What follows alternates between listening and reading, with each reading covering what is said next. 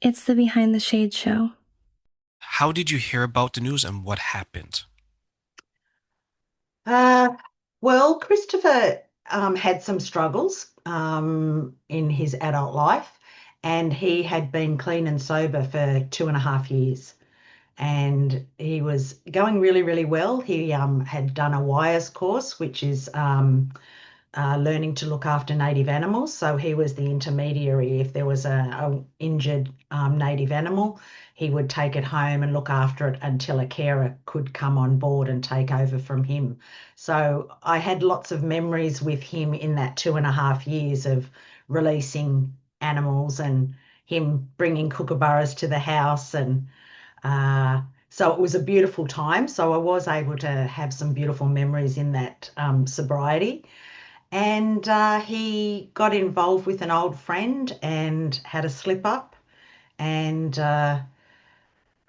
well, it's a pretty big slip up. He went into quite the decline with psychosis and he became quite aggressive.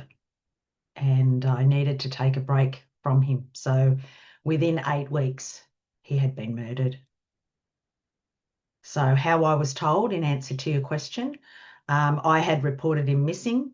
He'd been missing for some time.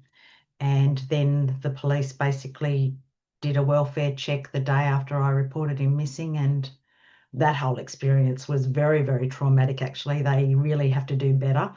Um, and yeah, I was just told in a cold, sterile room, um, your son's been found deceased in his apartment. That was that. They slipped a piece of paper across the desk and said, sign that. And I was in absolutely total shock. Like I felt like I was just falling into an abyss of nothing. And the way they told it and the way they handled the situation, I guess, added to the trauma going forward. If you were to look back on that experience specifically, what would you call some of the emotions that maybe you were feeling once you heard that news and the whole handling of the news being brought to you? Just utter devastation, disbelief, confusion. Uh, God, all of the horror was horrific, just horrific. And it went on and on and on and on because the coroner was involved because Christopher was left for 13 days with two heaters on. So the state of his body was terrible, terrible. And there was no coordination around that. There was no understanding of what that would look like for me as a mother. So they sort of opened up the non-crime scene because nothing has ever come of Christopher's death, despite me knowing what's happened. Because a lot of we mothers know our children better than anybody, and we're able to investigate things and understand nuances around their relationships and so on and so forth. So I guess they're to have handled that better. Like I literally rang a police officer and said, when are you going to open the crime scene? And she actually said to me, I'm just warning you that when you go in, when we turned Christopher over, his head exploded and all his bodily fluids are over the walls. I mean, I don't think there would be a more brutal way to say something like that. Needless to say, I was allowed to enter the crime scene. And a real estate agent actually took my son's bond before consulting me. And the bond is to clear up any mess, broken things, and stuff like that. And he went on to really harass me about the cleaning of the unit. So I went in blind in numbness and disorientation and it was shocking. It was 3 days later.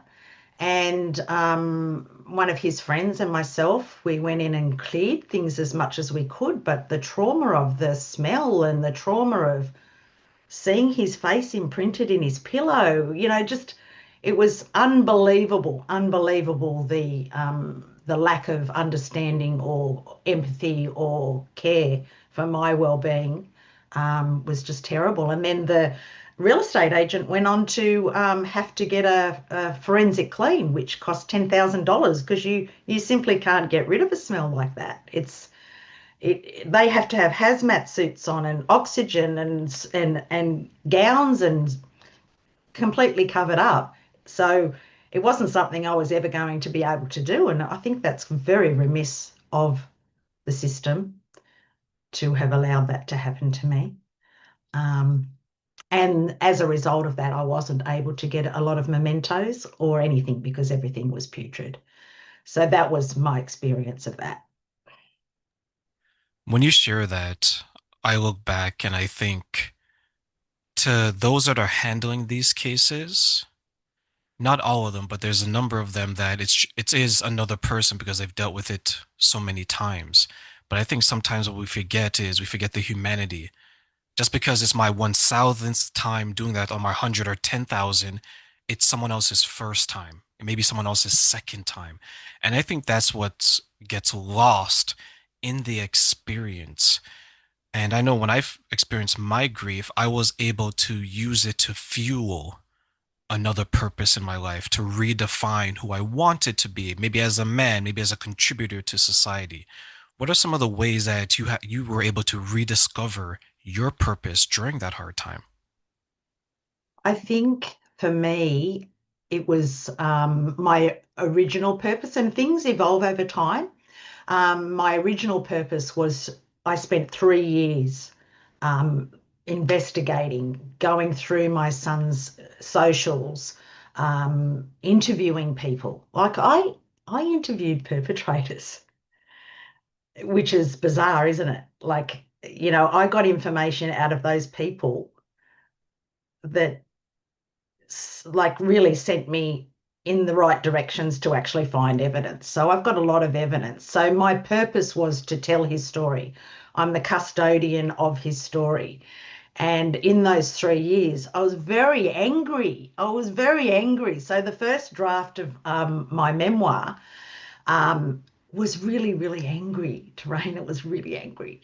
I was, and understandably so.